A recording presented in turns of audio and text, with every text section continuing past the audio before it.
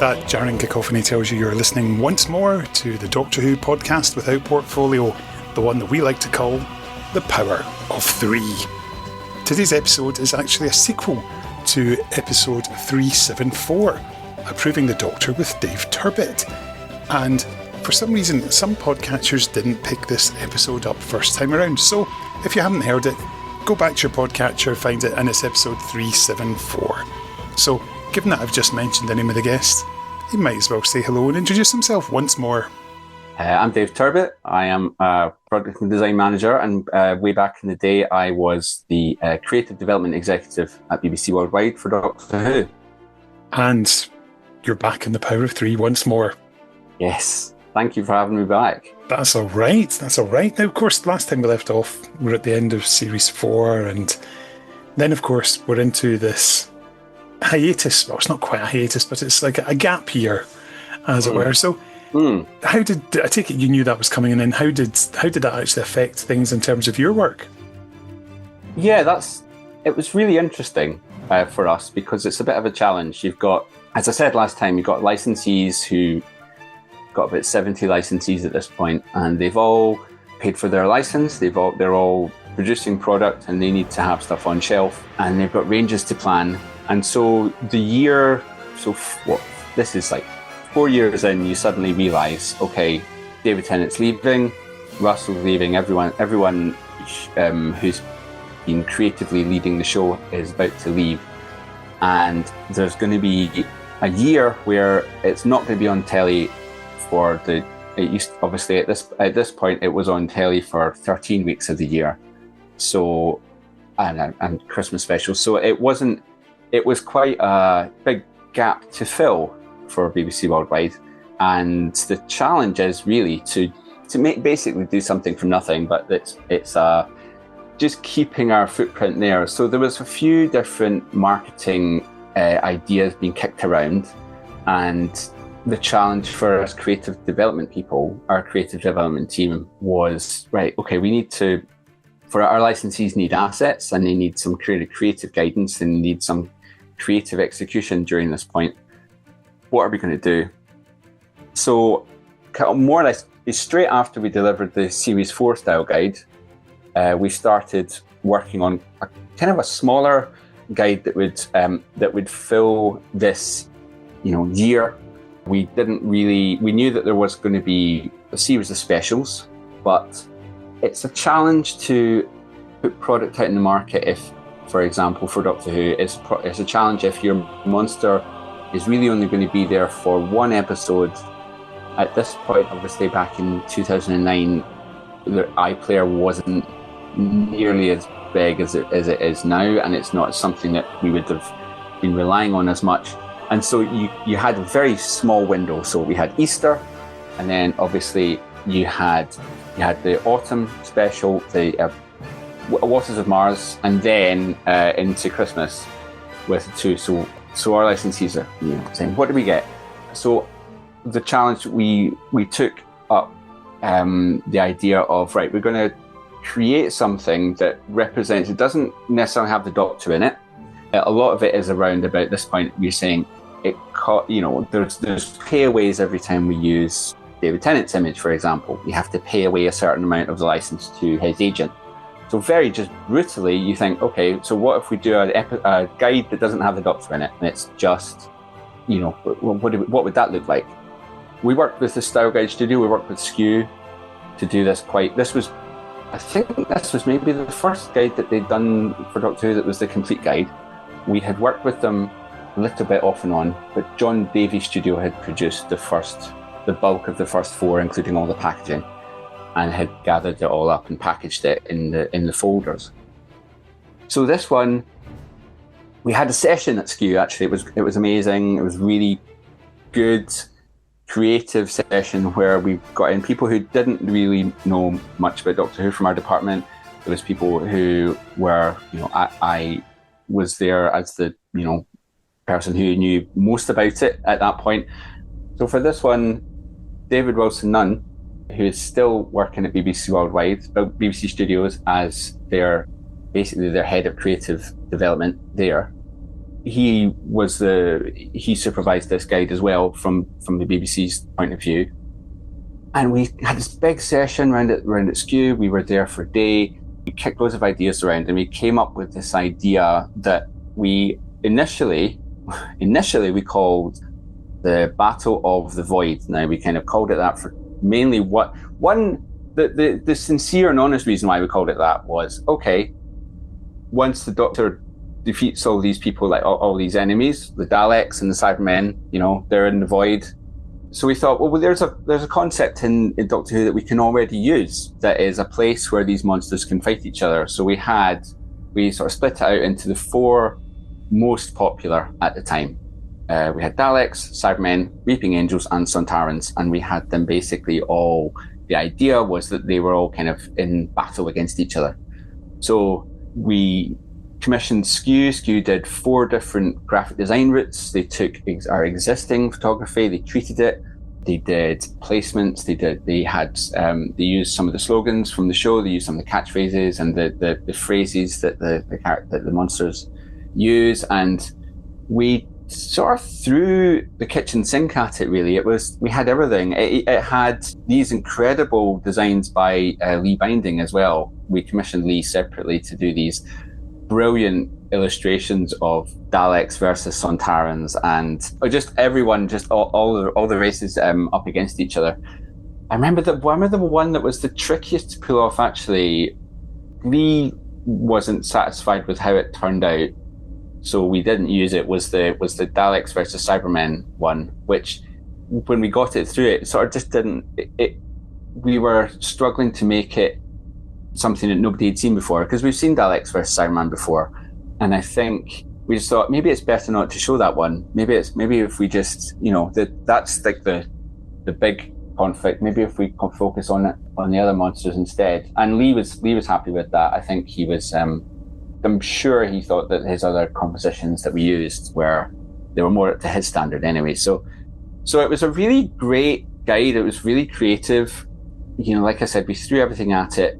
And it turns out, of course, that having done all that and called it Battle of the Voids, and we've got it printed up with Battle of the Voids and everything, and it's gone through several layers of approval process. So it comes to sending the final copy of it through to Cardiff, and it gets on the desk of Julie. She turned around and said, "Are you having a laugh? Why is it's called the Battle of the Voids? Is that some kind of joke? Because we don't have a show this year?" And we were like, "Oh no, I didn't mean it like that." Honestly, it was purely because of the void ship, but it just didn't look good. We realized.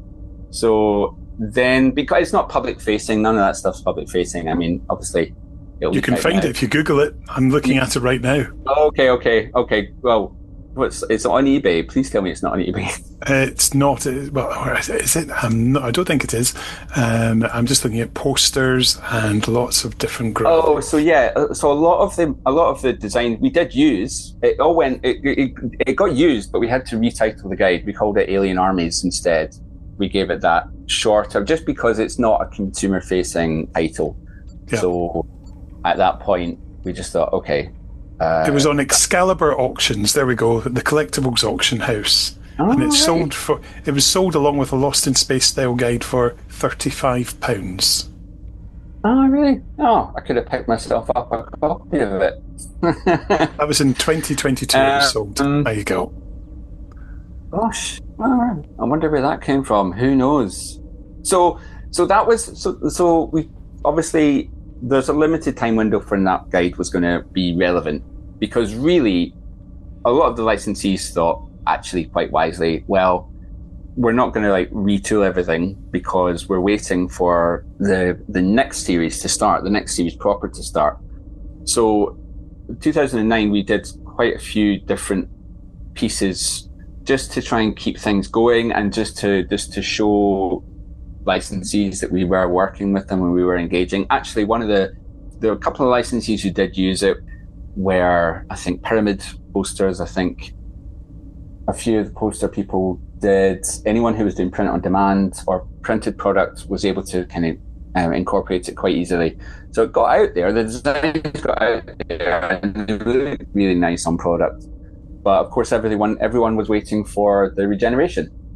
So when it came to character options doing a regeneration pack, there was a need for some packaging around the end of time story. So part of that was I didn't have anything really to give them for it. It was very few. We definitely didn't do like a whole new style guide for it, but we knew that it was going to be the last time we used the lozenge on pack. So I created a guide. I created a very simple bit of packaging design that was going to just be the console room exploding. And I remember I fiddled around with it quite a lot just to try and get it looking a bit more abstract. His character had used some of the Alien Army style guide. The Age of Steel pack that they did uses some of the Alien Army's guide to create that look. But that was probably the most high profile thing it ended up on. The regeneration set, obviously, we knew that was going to be a big thing for collectors. So it was more of creating a little bespoke range that was maybe only, what was there, 3 or 4 figures for that? Oh yeah, there was 4. Yep. The Master, Rassilon, called the Time Lord President, of course. The narrator. The narrator, much to everyone's like chagrin, where they're like, can we not just, like, it's going to be obvious by the time this hits shelf, but we had to protect it. We had to protect that spoiler up until like the moment of transmission. Mm-hmm. And because this stuff had to be manufactured prior to that and it would be in transit, there's very little ways you can, it's very, very hard to stop spoilers. As everyone involved with Doctor Who knows, it's very, very difficult. So the edict came down and was like, right, okay, he's not being called Rassilon, he's not being called Time Lord President on this packaging, we'll call him the narrator. And even as we're doing it, we're a bit like, it's a bit daft, everyone's going to know. But okay, we did it anyway, and people bought them and they loved them. But I really like that packaging because it was like a nice little special silver foil, I think, carded pack.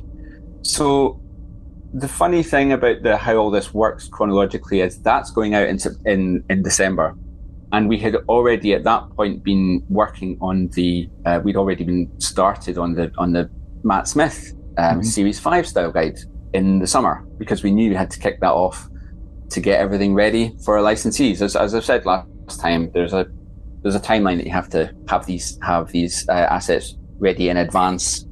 Our big line in the sand was Easter 2010 would be day and date launch of the new Doctor and the new Sonic Screwdriver. That was kind of an ambition that kind of came through us and Character Options working together. We thought, what's going to be what's going to make a big impact is, wow, if you can see it on the Saturday and then you can buy it straight away the next day, that would be great. That's a lot of work, as it turns out, to get that to actually happen. Yeah, that wasn't without its challenges as well. But so we started working on Series 5 style guide in summer, I think. And again, we went with Skew. After a few agencies had pitched to us, we decided that Skew were the ones for the job this time. So they were now the creators of the Doctor Who style guide. It's quite impressive looking at the sort of the wealth of material that's coming out, particularly when you've got a new logo to use, new Doctor, particularly a logo and its variants. And as you hold up for the benefit of our YouTube viewers who aren't able to see anything, the style guide there with the Doctor DW Who logo, which I bloody love, particularly this out the DW. I think that's genius. Yeah, that's an interesting. It's to me, there's so much. When I look at that guide, there was so much involved with making that happen. I think the first challenge for us was the packaging, because that was going to be needed first by Character Options. So if you see the only evidence is the 11th Doctor's crash set, which has the sort of speckly, there's like fades. It's not the big solid blue vortex that's on the rest of the Series 5 packaging, because that didn't exist. That element, the vortex element there, came from the Series 5 Iconic, which was created by Todd Anthony, the photographer and creative superbrain, who did all of the Series 5 promo. That was everywhere. As soon as we saw that come through, all of the work that we had been doing with Skew on the packaging, it was quite spacey, it was in a kind of vague sort of way. It wasn't really gelling. I had multiple new approvals rounds, and it just wasn't really getting to the point that we needed it to. And suddenly this thing falls into our lap, and it's very obvious that that's suddenly the direction we should go. So yeah, we quickly switched track to using that blue vortex. But there was a lot. The process of getting that whole guide together, it was a challenge, really. One of the biggest challenges was that this entire senior creative team at Cardiff had completely changed at that point. That leaves a big gap in terms of what people, in terms of processes that those creative guys are familiar with. So, having worked on these other style guides with Russell and Julie and their production design guys, suddenly we are now talking to Beth and Piers and Stephen, and none of them had seen a style guide before, really, a product style guide of this level that we were doing. I don't think it's untrue to say that, because their background in production wasn't on shows that had big product style guides around them. So this was the first time. So it was a learning curve for them. I really wished, and I still kind of think in hindsight, it would have been my main gripe is that there wasn't much in the way of handover of this process. Everything else, like you're doing a TV production, everything else gets handed over quite neatly. Okay, here's the different departments working on the show, and you've made a TV show before, so take it, fill it, do what you need to do. For our side, it was a lot of work to educate people in how to critically evaluate a style guide and how to look at this with the mind that it will be used on packaging, and to try and see what we were trying to do. So there was a lot of conversations that first year, especially in the first few months when we were trying to get up and running, and realizing that we're competing for their attention against everyone else working on the production at that point, because their main priority, Beth and Piers and Stephen, their main priority was the show. Their main priority was, okay, we need this new series with our new actor to be incredible. So they're filming that first block of Flesh and Stone, and we are frantically trying to say, okay, so this is how this packaging is going to look, and it's quite hard to compartmentalize that. You imagine you're juggling about 50 different things, and someone is coming to you and saying, okay, here's how we want the toy packaging to look for Argos next summer, and it's such a tonal shift. So I'm not surprised it took a while for everyone to get their head around it, really, because it is a big thing. Because, of course, I remember when the new logo was unveiled, there was such a level of media interest in it, which was unbelievable. It just shows how big the show was. And, of course, it would be remiss of me not to ask about the version of the logo that appeared once and was never seen again. Yeah, wouldn't it? Yeah. I don't mind saying, I had a nightmare with that. The way that was presented into us at BBC Worldwide at that point, I hadn't seen it until I walked into a room in TV Centre and sat down, and there was a member of the brand team was there with me. I think it was either David or Francis who was there as well. And the designer of the logo from Red Bee and another guy from Red Bee was also there. And they showed us this like it's kind of like a done deal at that point. The Red Bee were happy with it, and so was Piers, and so was BBC Wales and Cardiff. And so, immediately looking at it, my first thought was this logo only works on black, and having it stacked in a box doesn't necessarily work for everyone, and needing to have the stacked logo always alongside the DW mark isn't necessarily helpful either. But there wasn't much in the way of consultation process of what do you guys think, or kicking the ideas back and forth. I think it was maybe a contractual thing. It was a little bit above my pay grade to know exactly how that worked. But what I knew immediately was that we were going to have a real big issue.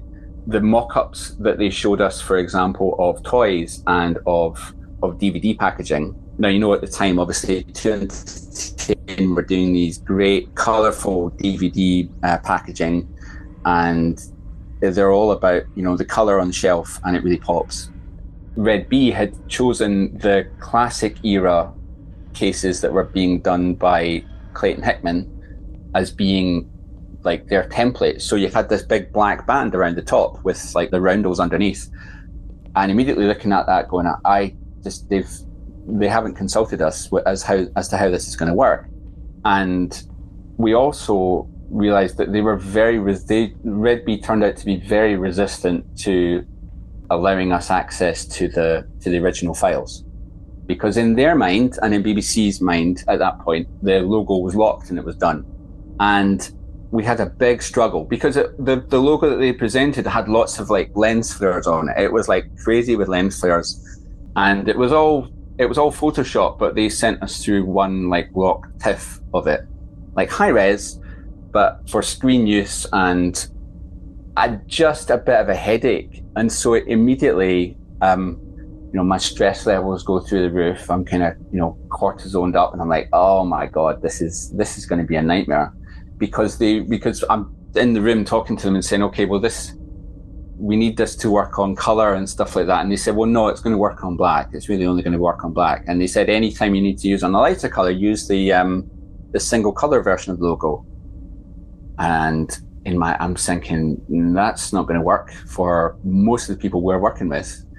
It's a real struggle when you have a conversation like that is simultaneously something that's extremely urgent you need to fix, but knowing that the chain of command then has to be kicked up several floors in order for anything to happen.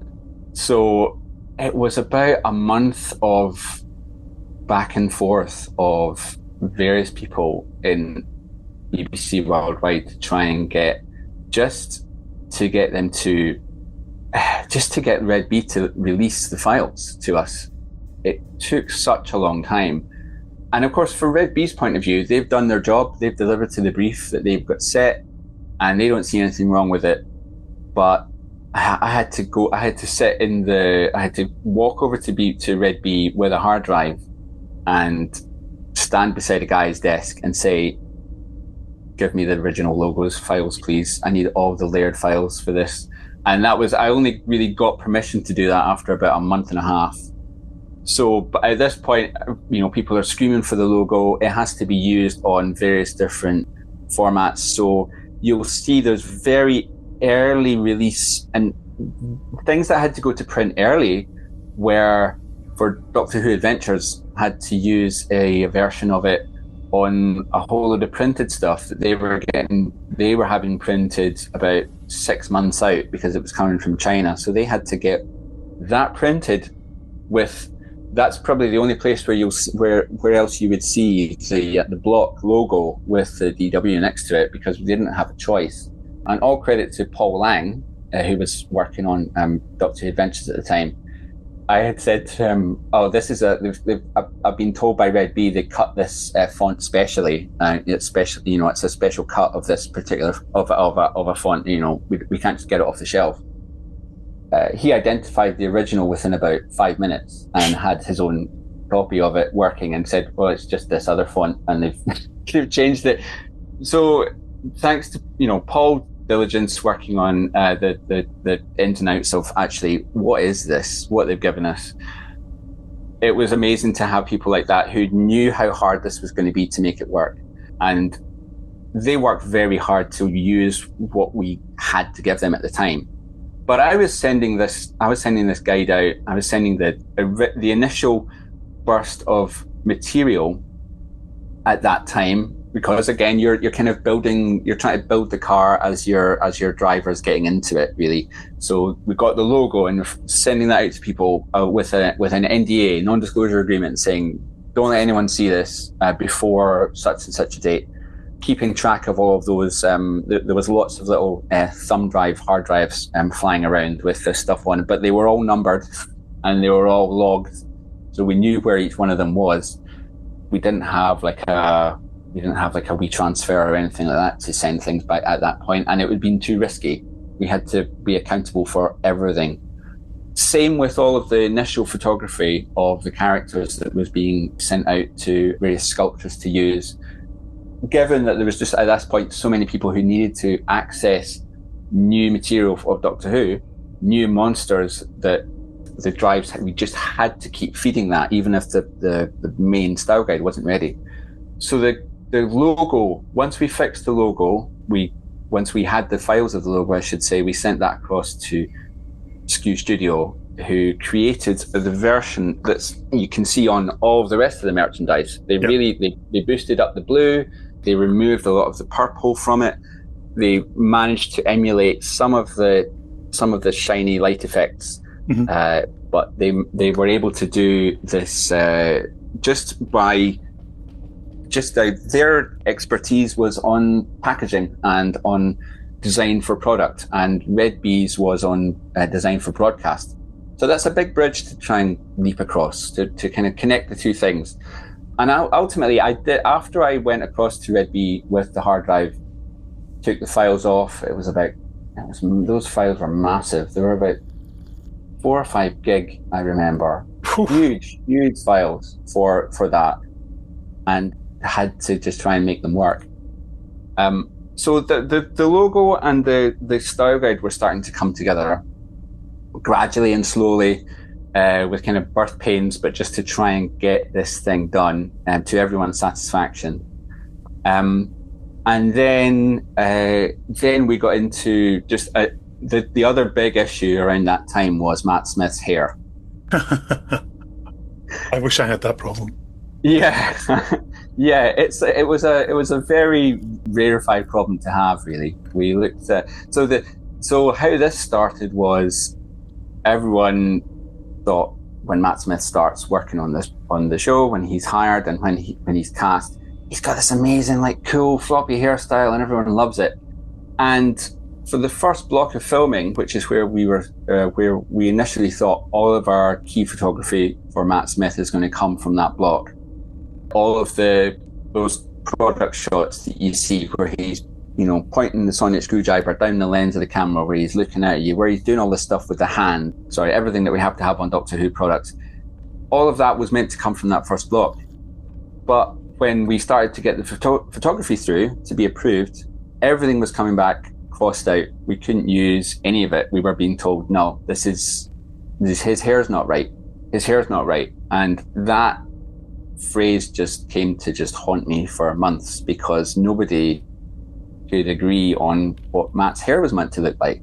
And it was a huge, huge bugbear right up until I think they finally locked it down in the third block, which is when they filmed 11th Hour. That's like 2 or 3 months in, and so we're already I'm freaking out because we need key photography for the style guide. Character options need a definitive look for Matt Smith for the 11th Doctor, for his hair. We had a lot of back and forth about that, especially with his character options figure. I think I ended up at the time I remember having to be in a taxi with Piers because his time was so rigidly defined, and hour by hour it was something else he had to be doing. So I had to get in a taxi with him with Matt Smith's figure, and had different options for the front lick of hair, like 4 or 5, and I'd say, okay, so what about this? And trying to just keep someone's attention when they're like, they are 3 blocks into, at that point, probably the biggest gig of their life, and I am sitting in the car whittering to them about a toy. I'm saying, no, it's really important. But look, what do you think of this one? And a lot of the time, it's very, very difficult to get someone to. It's very, very difficult to get someone to approve something in the back of a car. Nobody's really giving everything their full attention, and he had a lot to deal with. This is a huge thing. This is a huge new program, huge retooling of a very successful format, and it's not like dealing with toy approvals is challenging at the best of times, and I can't imagine how challenging it is when you're dealing with about 30,000 other things needing your attention, like new sets and how's the Silurians going to look, and it's a challenge. It was a big challenge to get any of that approved. It did help that approval was helped by the fact that Matt Smith's face and head was a scan, so there's no arguing with that. That was one of the things I was happiest with the most, was that you can't say his nose is too big. That's his actual nose. We scanned it. So it was quite satisfying to be able to sort of say, let's be honest here, this is a scan of his head. It was very, very helpful. And the same with Karen for her Amy Bond doll. So all of the approval process going through the style guide, it was a combination of creating something completely new look that everyone's going to be happy with. It was creating a new look that Piers and Beth and Stephen, kind of what they were doing with the marketing for the main series. But because a lot of the marketing was only confirmed later on, you're sort of working, it's very loose right up until the moment where you define it and you say, this is what it's, we've got all these things set in stone now. So the first things that you see on shelf, the 11th Doctor Crash set, that kind of went before the style guide was even ready. It had to. And it's an impressive set too. Yeah, it's amazing. The other memories I have around that was the version of Matt who's wearing the 10th Doctor's clothes. I had the date when they were going to be filming it in my diary, and I knew roughly the time when it was going to be on set, and I had Al and Ed waiting for this reference, because everything at this point was coming down to days, coming down to the wire, coming down to, okay, we need to have it approved by X week or it's just not going to happen. So I'm also then phoning up Ray Holman saying, sorry, Ray, you're dealing with about a million things. Have they been on set with this yet? And that's, I think, when the first time it was, maybe someone will correct me on this, but I think the first time was when they filmed the TARDIS, him and the TARDIS plummeting down, and we had this shot sent through by Ray of Ray basically, this is kind of like dawn of iPhones being used by everyone. So I got iPhone snaps from Ray to my email of Matt, just doing a very basic turnaround of himself, and then one was like a wee double thumbs up. And I was just so happy to see those, because immediately I knew, right, okay, we're good. We're going to be able to do this. We'll make the Easter date. But yeah, a lot of work. And that was really, and what I've just said there just covers the packaging and the logo. So Matt's hair aside, was it a fairly smooth transition after, once the new producers found their feet, having got used to this process of having to approve stuff? Yeah, it was, because it's a creative process, and you're asking someone for their opinion. They have a wide overview. Beth, Piers and Stephen had a wide overview of the series, what they were trying to achieve from it, where they wanted it to go. And so as a product style guide part of it, we're basically just trying to make sure that what we're doing fits in with that. And yeah, like I said before, it's a balance between what they're trying to do, where they see the show going, and where our licensing merchandise partners have been going. And also then what BBC Worldwide at the time, what their vision, how they wanted to push the show. But it's it's all led by the public service broadcaster. It's all led by the production team, and it's interpreting what they're doing. It's all like translating it onto product. That's basically what it is. So when we had a combination of the new logo, which, like I said, had been tweaked so that it would work against most color backgrounds, and that hurdle had been cleared, quite a significant hurdle as it turns out, but it had been cleared. Our initial drop of, I say drop, that wasn't said back in, they didn't say that back in 2010. Our initial product launches had all gone out, around about or coinciding with the launch of the series. So you had your day and date Doctor Crash set and Sonic Screwdriver.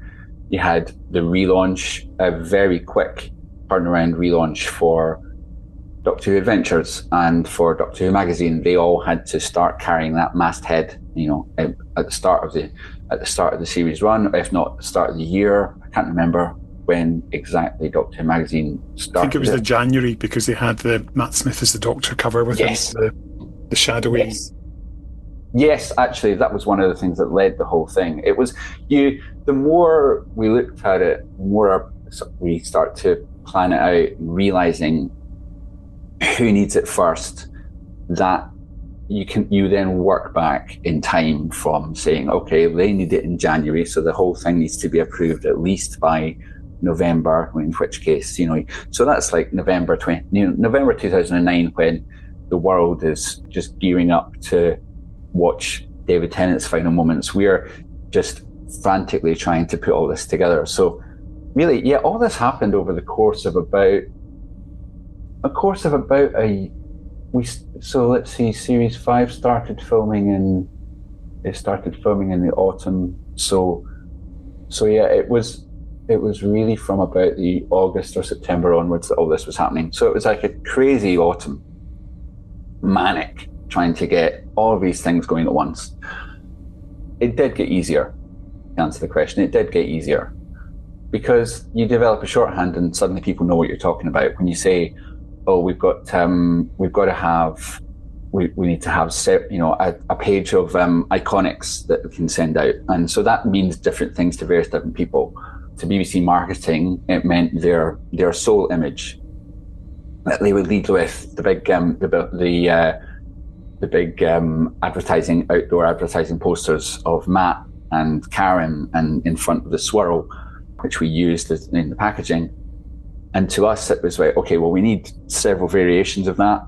And because our licensees are going to need to use that on advertising, and they're going to need to use it on product sometimes and marketing. So that's all happening. We're saying words like iconics, and we need you to approve some placements. Now, placements is really interesting. It's a sort of interesting thing within the style guide, because when we say placement, what we're talking about is a design where you might have a photo of the Doctor and he's holding a Sonic Screwdriver, pointing it down the lens, and you place an image, say, of Amy Pond behind him. You might have a Cyberman, or you might have a Silurian in the case of Series 5 on the other side. And you put that within some graphic, you have graphic elements around it, you have shapes, colours, and something that works as what's called a holding shape around it. Holding shape in publishing, holding shape in design, it's all the same type of thing. But that allows a designer, a designer or sometimes a product buyer, as I said on the last podcast, to lift your design straight from the style guide. They don't have to do anything to it, and they can place it onto a t-shirt, mug, lunchbox. It's the very meat and potatoes of brand licensing, is this kind of thing. So placements, that's one of the things they're trying to approve. Badging, like a placement, but a lot smaller. And we had lots of other aspects of the guide to approve that maybe a production team might not be top of mind. So, for example, a font. So the font in the Doctor Who Series 5 style guide was called Nicotine. That was the font name.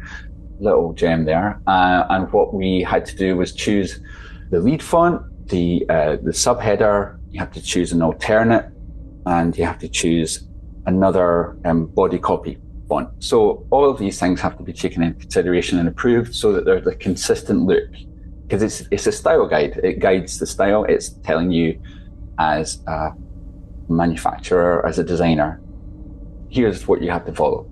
So there's fonts, colors, so many different Pantone color chips chosen for everything, led a lot of the time by choices that had been made by the production design department. So in Series 5 style guide, you see a lot of use of the yellow that was chosen for the, I'm going to say, and correct me on this, the Eternal Dalek was the yellow one, I believe. Yep. Thank you. Oh my God.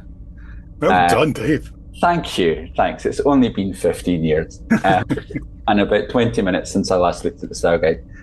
You were using the red from the drone Dalek. We have a deep blue that matched the color chip of the spray paint that the production design department used on the TARDIS. All these different things. And so you look across it, and actually at that point it becomes more about choosing what they already have and saying, okay, this is the series style guide, this is setting the level. We take what's already there and just enhance it, and we focus on certain things.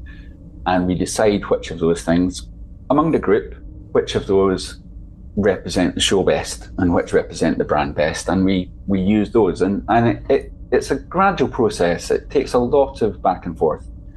So I'd estimate there was at least 2 or 3 meetings every month with Piers and with Beth. Less so with Stephen, because he was focused on purely writing the show and he had a kind of top line view over everything. That was one of the differences between how we worked with the Series 5 team as to how we'd worked with the previous team, with Russell and Julie. Stephen really focused on the writing, and he focused on the concepts and the Doctor Who-ness of making Doctor Who series, and the design approval and the product guide side, and a lot of that kind of ancillary activity came to Beth and Piers. But it's like there's no hard and fast rule to that. It was everyone pitched in at some point and had an opinion about it. So the process of creating a style guide, actually it overlapped with the launch. So the series was already out and on screen, and we were still working on this guide with Skew, trying to get it finally approved, trying to have a document, a big folder, as I showed you last time, printed folder that could be sent out. And it didn't, did we finish it by, we had finished it by the time the last episodes aired. We had all gone out and we had the style guide. And it's still important at that point to send this to people because your licensees paid for it. The licensees on Series 5 had to work with a lot of the time content that was being sent to them on thumb drives, USB drives that were, as I said, they had all been labeled and numbered, so we knew where each one was and what was on it. We had a tracking database for all that, so we knew what they were working with. It led to sometimes what licensees put out had a slight difference to what either ended up being on screen or what ended up being included in the show. You can see that in a couple of the products that were put out, especially the board games. They had to generate a lot of content. Had those 2 board games. You had the Time Wars family game and you had the Battle to Save the Universe. Now, it has been noted elsewhere that there was some of the questions in there contained, the answers to those questions weren't actually on screen. They were kind of like, oh, if you're a Doctor Who fan, you'll know this. But because of the lead times, some of the time those products didn't, they had to include stuff that we didn't know if it was definitely going to go in there. So the licensees are working ahead of time, but we're still working to create our product style guide. And so finally, I think the series had gone out and we finally have the document, and that still has to be sent and it still has to be done, packaged together, because it's going to go to not only product designers and not only licensees, it goes to Doctor Who broadcast partners around the world, and it will be sent on to any new licensees or any new teams working on the show. So it's a really kind of important foundation document for the commercial side of Doctor Who. And that's, I'm giving Doctor Who as an example.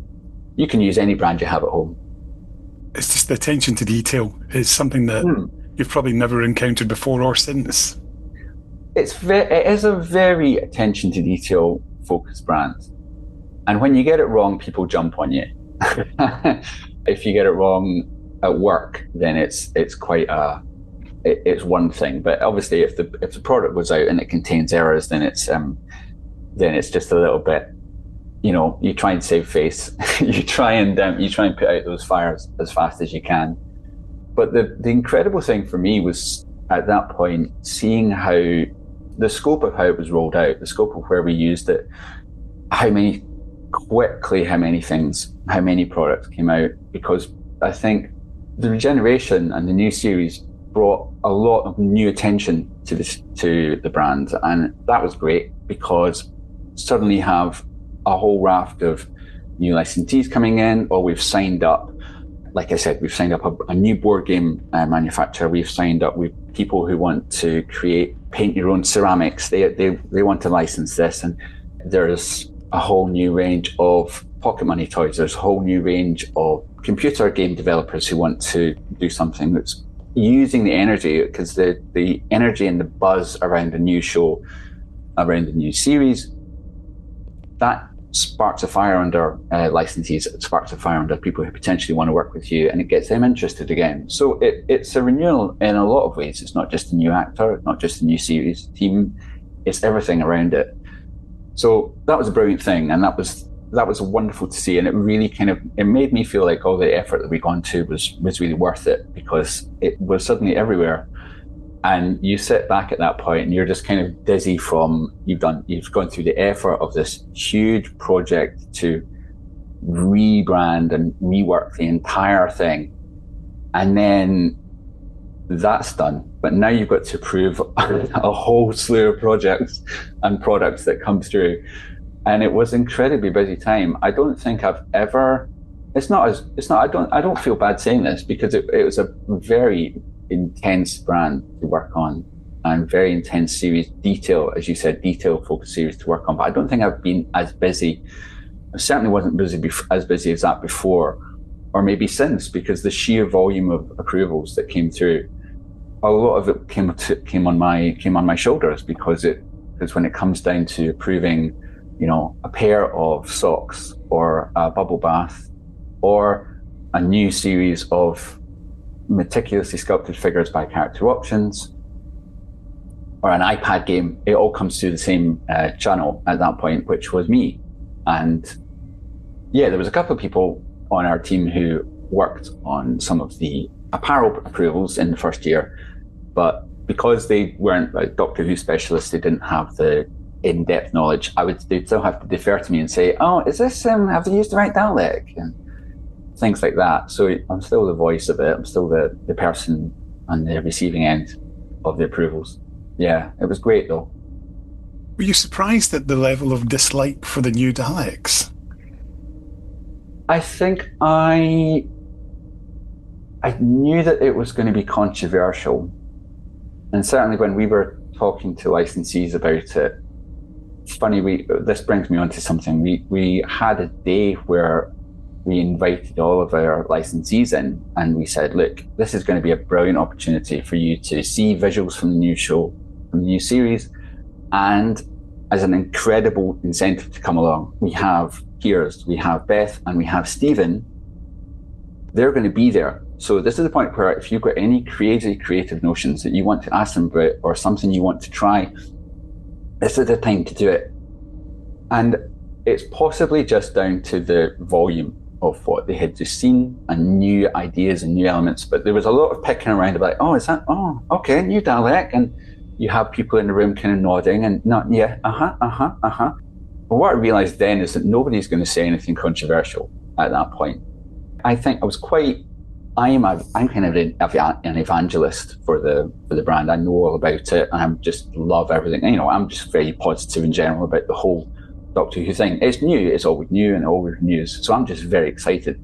But when we opened up the floor and I said, look, here we go, right? And ask any questions, it was crickets. I was just I left thinking, what part of me was going, what did I expect? Did I expect the people who do Easter eggs to say, oh, by the way, can we do something where blah, right? Or, bubble bath people to say, oh, we really want to do like a whole range of like, they're not going to, sometimes licensees will ask that question, and sometimes, and more often the time they won't until they're just talking to you, because really the last thing anyone wants to do is look stupid. It's always an aside. So like we opened up the floor, the only question that got asked that day was by one of the licensees who wanted to, and she asked this to Stephen and Beth and Piers.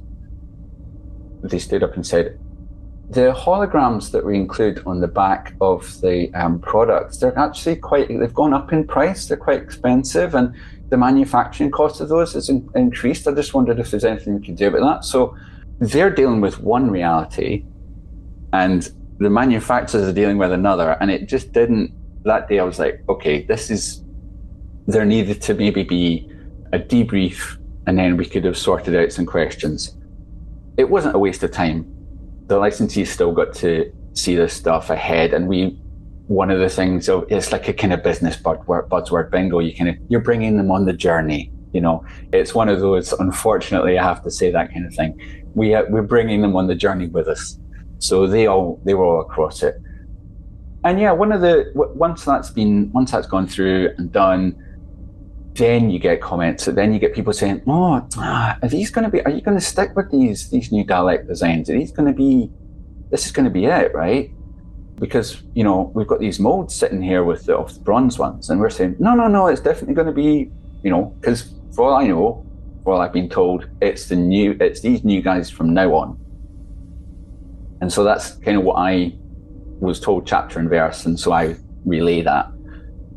And I think there was a lot of fan pushback, which I wasn't kind of expecting as much fan pushback. I think when I see it very with open eyes and like kind of very open mind of like, oh wow, they've got a new design for this, and it's kind of based a little bit on the feature films, and it's taking elements from this, and it's really interesting to me because I'd seen I'd, as you said, gone on the journey with them. I'd seen the designs, and was it Peter McKinstry or one of the other designers who did those Daleks, and the slot on the back, and it was all going to open up, and a new gun's going to come out every time. You're like, wow, that's cool. And then, okay, we're not going to do that because it costs too much money, and we're already running over on our CGI budget as it is. So yeah, they're just going to have a big zipper up the back, and we're never going to explain really what it does.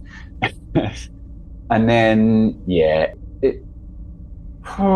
you enter these things with you go in with an open mind, and you take the reaction of the public, and I think they worked really well for the kids part of the audience.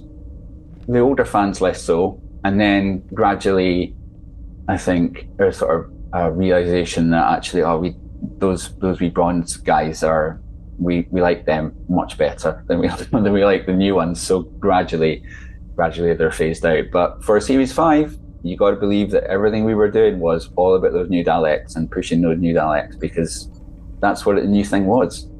Of course, Series 6 was where things really picked up and Doctor Who took America by storm.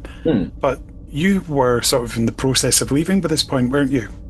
So, yeah, I was there for most of the filming of Series 6, and I was around for all of the style guide work we did. We treated that style guide as a new add-on chapter for this new series guide. So we didn't issue a whole new glossy folder this time, and we sort of picked and chose the different elements that we were going to focus on. I think Series 6 it's got a lot darker tone to Series 5, so it didn't have that kind of like that zippy, wow, gee whiz kind of feel that we had in our style guide. So we had to react to that and try and keep the commercial side of it going, and try to say, okay, it is all about, there's some dark themes coming through this series, but let's talk about those, let's focus on those monsters. And there's a reason why people do that.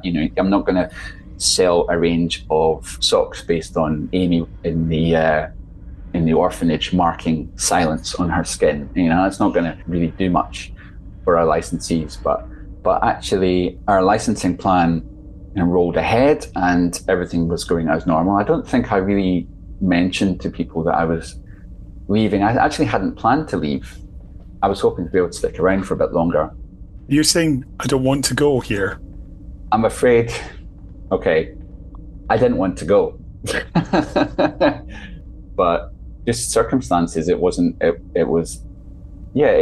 hard decision to make, because I was also looking to, I had been in this job for a few years and I needed something that was a little bit of as a promotion. Anytime you're looking for that kind of thing, it's going to take you away from. It took me away from Doctor Who, but it gave me loads of different other opportunities beyond that.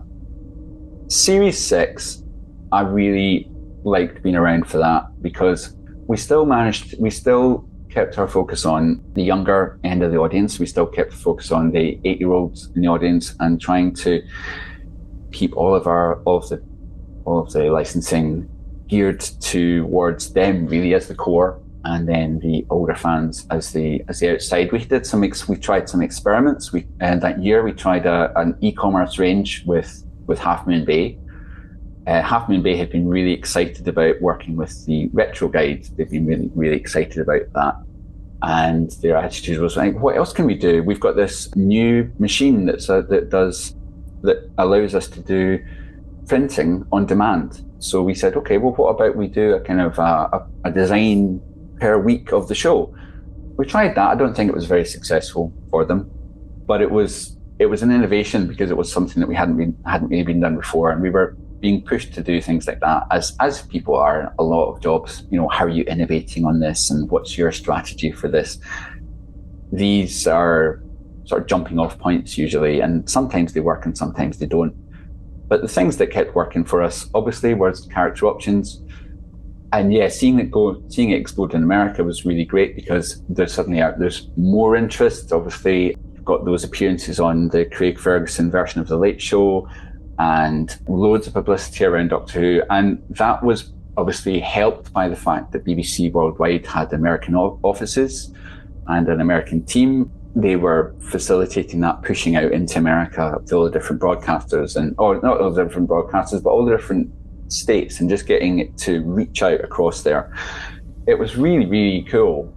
I did feel a bit sad to be going in the midst of all that hype, because it was just about to hit its stride, and I knew that I knew that the anniversary was coming up. That was probably the thing that I was the most gutted about not being there for, because even in 2010 and 2011, they started planning that. They started planning all of that activity, the big convention, and they had been thinking about it for at least a year before that. Like, what are we going to do? How are we going to celebrate this?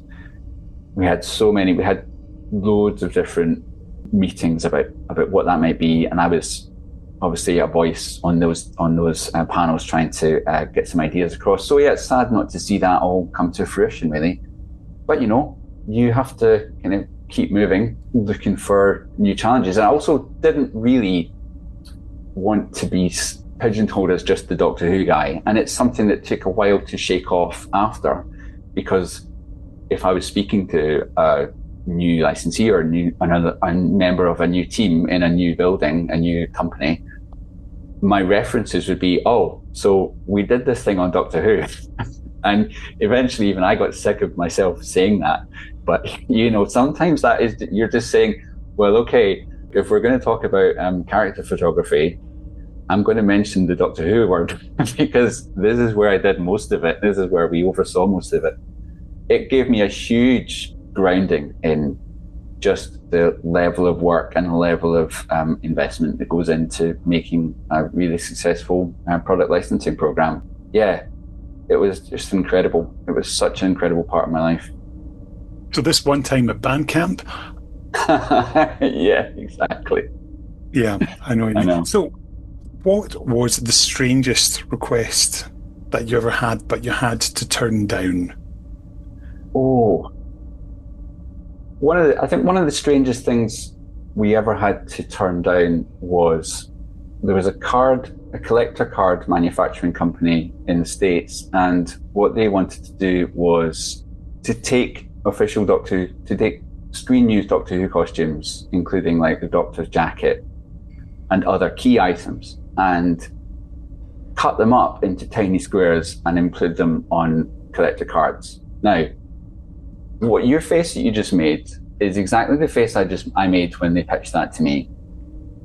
Couldn't quite believe what they were saying, and maybe they had overestimated how many of these things we had. On a lot of that, you get asked these things, and it's an open invitation for you to say no. I'm sorry.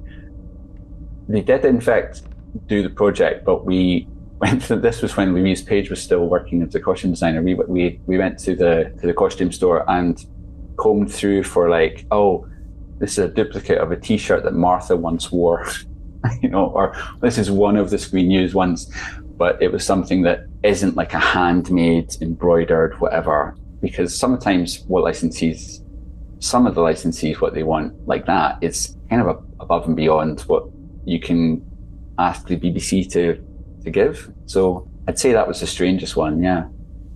That's just horrific. I'm just thinking of getting bits of like Colin's trousers and like, I know, just a 1 inch square pin. No, I know why. I didn't get it either. But a lot of the time, if I try to be a policeman too much on it, then that kind of, it doesn't help us in the licensing side. I had to let some things through that otherwise I would just have gone, oh, that's just a really horrible idea. yeah, that's perhaps gone a bit too far. So Yeah. what can you tell us about what you've been up to since you left the show and what you're up to now? So I've been focusing a lot, apart from so outside of my career as a product and design manager, I have been spending a lot of my time doing comics and graphic novels, working on that side of my career, and just focusing again on the art and drawing. That was one of the things that I loved the most, aside from Doctor Who. It's been great to watch Doctor Who as a fan. I know there's various different opinions about how great it is at any given time, but I always love it. It's anytime Doctor Who is on is a good day for me, whoever is the Doctor. And it allowed me to sort of reconnect with my sort of enthusiasm for it as a fan, rather than, watch an episode and say, oh man, we had such a nightmare with that actor, or oh god, oh, that prop, we had to shoot it 7 ways from Sunday and you still couldn't get it to look good. So there was a lot of different aspects that gradually fell away. It's like it's like coming out of a really intense, pressurized environment, and you suddenly go, I forgot I really genuinely 100% love this thing. And that's been the best thing, really. That's been the best professional thing, is to just take the experience and working on Doctor Who, take that professional experience, and now the brands I work with, I don't have the deep personal connection 100% each time, but yeah, the nuts and bolts and the where's and why fors of putting together a licensing program, I couldn't have had a better grounding in it than my time on Doctor Who. Magnificent, Dave. Well, that's been brilliant. Thank you so much for sharing all these memories, because I could listen to you all day, and particularly when I see behind you, you've got something very interesting in that folder. I can see some very familiar shapes and... this? Yes, there we go. Yeah, that's right. So I was referring to this just before we got on the call, just to refresh my memory of it. It's like a family photo album for me, in a way.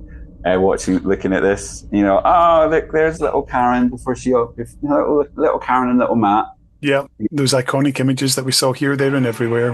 That's right, exactly. Sonic and I know. Lovely stuff. Well, Dave, it would be rude of me to let you go without asking you to pick a song for us to play out with. I'm going to choose "Hate to Say I Told You So" by The Hives. How often did you have to say that at work? Every bloody day. Fantastic. Dave, we'll speak to you again soon. Cheers. Thanks, Kenny. Thank you so much.